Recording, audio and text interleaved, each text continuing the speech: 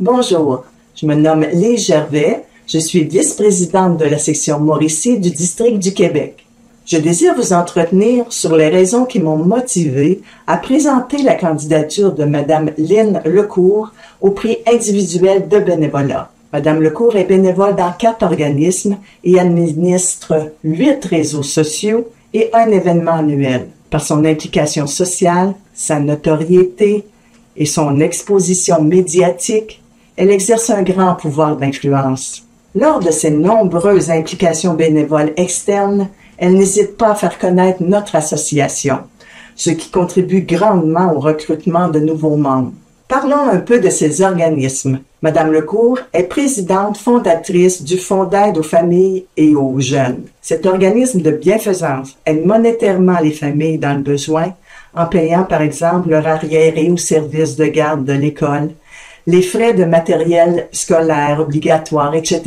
Le deuxième organisme s'appelle Action Entraide communautaire de Notre-Dame-du-Mont-Carmel. Elle y montre les états financiers annuels, complète les déclarations d'organismes de bienfaisance et autres documents fiscaux. Ces actions ont permis d'alléger les tracas des bénévoles qui ont peu de connaissances financières et de fiscalité, leur permettant ainsi d'optimiser l'aide aux démunis sous toutes ses formes, telles que les banques alimentaires, les visites d'amitié, etc.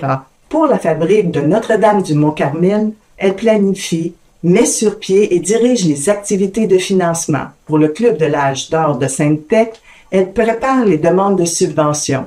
Ils ont réussi à obtenir 25 000 $ cette année.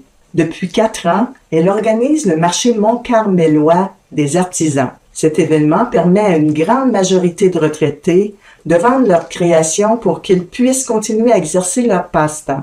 Et ils socialisent aussi avec des gens de tous âges. Ils se sentent valorisés. Les bénéfices sont remis aux organismes qui aident les familles nécessiteuses. L'administration de 8 réseaux sociaux en ligne Facebook permet à la communauté des employés, des retraités, des citoyens de demeurer en contact et à la fine pointe de l'information.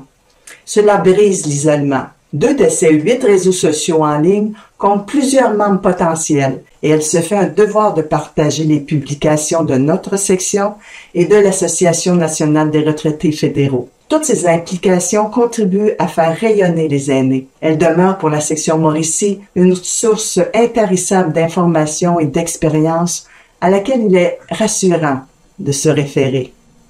Merci, Lynne.